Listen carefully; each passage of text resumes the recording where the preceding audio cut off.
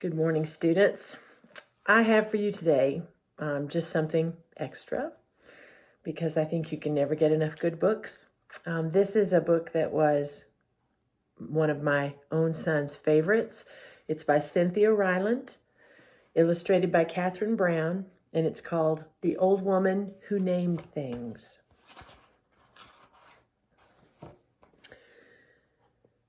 Once there was an old woman who loved to name things. She named the old car she drove Betsy. She named the old chair she sat in Fred. She named the old bed she slept on Roxanne. And she named her old house Franklin.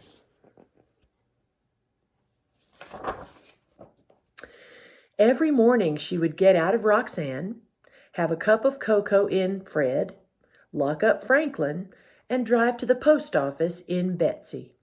She always hoped for a letter from someone, but all she ever got was bills. The reason the old woman never got any letters was because she had outlived every single one of her friends. This worried her. She didn't like the idea of being a lonely old woman without any friends, without anyone whom she could call by name.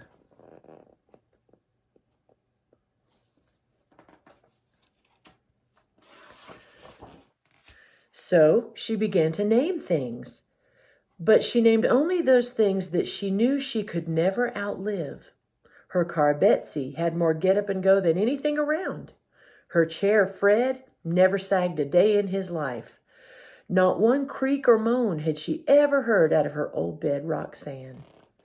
And her house Franklin had been standing straight for over 100 years and still didn't look a day past 20.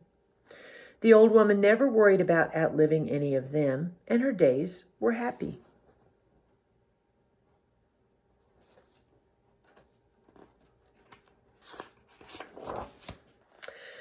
One day when the old woman was out soaping some mud off Betsy, telling her that Franklin wouldn't want to be seen with a car that didn't keep its bumpers a little cleaner, a shy brown puppy came to the old woman's gate. The old woman had not named the gate because 2 of its hinges had rusted off and she could tell the gate wasn't long for this world. The shy brown puppy wagged its tail. It looked a little hungry. The old woman stood beside Betsy and watched the puppy for a while. She said.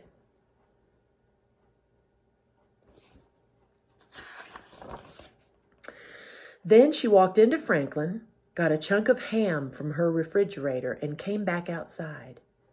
The old woman gave the ham to the hungry puppy and told it to go home. She told it that Betsy always made puppies sick, and Fred never allowed puppies to sit on him, and Roxanne wasn't wide enough for a puppy and an old woman to fit on, and besides all this, Franklin couldn't tolerate dog hair. So the puppy went away.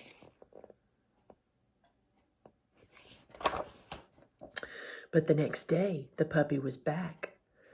The old woman was sitting in Fred reading a book on everlasting flowers when she saw the puppy through her window. "Go home," she called to the puppy. The puppy wagged its tail when it saw her. "Go home," she called again, but the puppy just kept wagging. The old woman noticed that it still looked a little hungry. So she went to her refrigerator. She gave the puppy a hunk of cheese and 2 biscuits. Then she told it to go home. The puppy went away.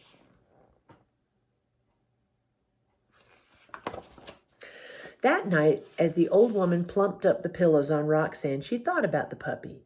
It was a very nice puppy, she thought. It was a very pretty puppy, she thought. But it couldn't stay. If it stayed, she would have to give it a name. And it could never last as long as Franklin or Fred or Betsy or Roxanne. She might outlive it, and she didn't want to risk that. She didn't want to outlive any more friends. She would just keep telling it to go home.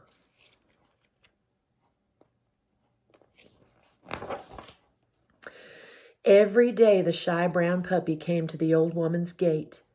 Every day she fed it and told it to go home. Always it went away, and always it came back the next day.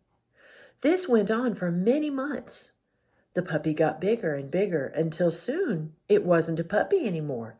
It was a dog, and it was still a dog with no name. In all this time, the old woman had gotten a new dresser that she had named Bill, a new wheelbarrow that she had named Francine, and a new concrete pig for her garden that she had named Bud. But the dog she faithfully fed at her gate every day still had no name. Since it had no name, the old woman didn't have to worry about outliving it, and she thought herself pretty clever in this.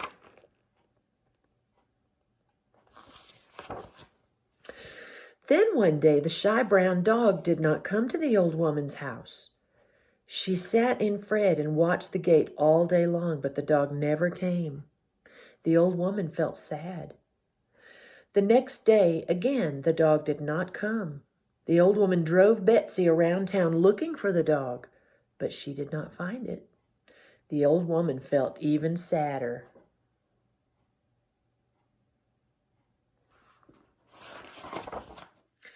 The following day, when still the dog did not come, the old woman knew she had to do something. She picked up her telephone and called the dog catcher.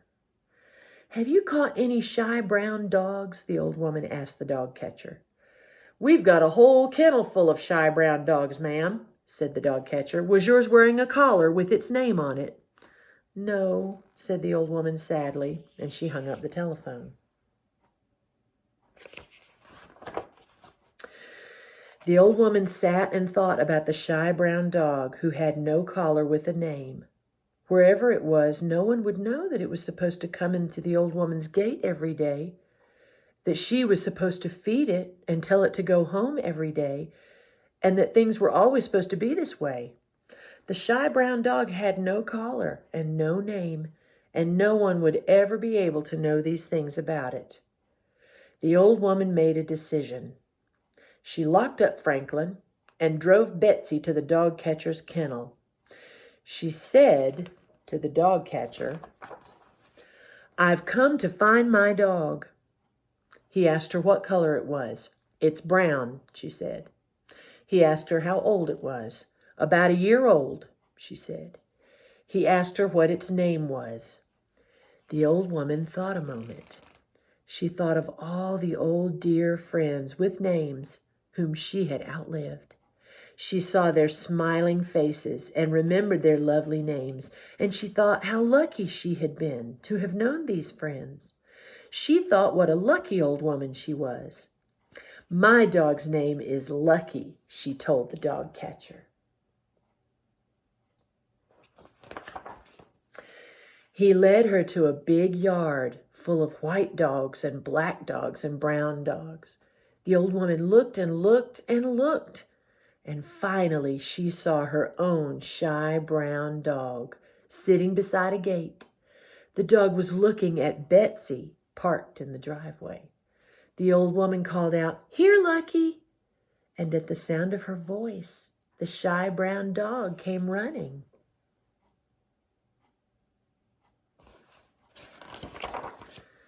From that day on, Lucky lived with the old woman, and he always came when his name was called. It turned out that Betsy didn't make all dogs sick, and Fred was happy to allow a dog to sit on him. Franklin didn't really mind a little dog hair.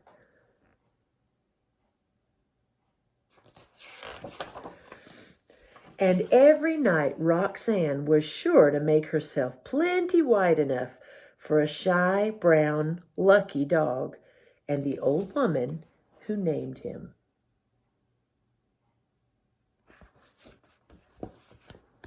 The end.